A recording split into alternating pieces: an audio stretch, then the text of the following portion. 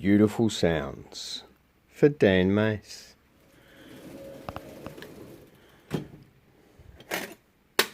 No. This is my favourite tool, and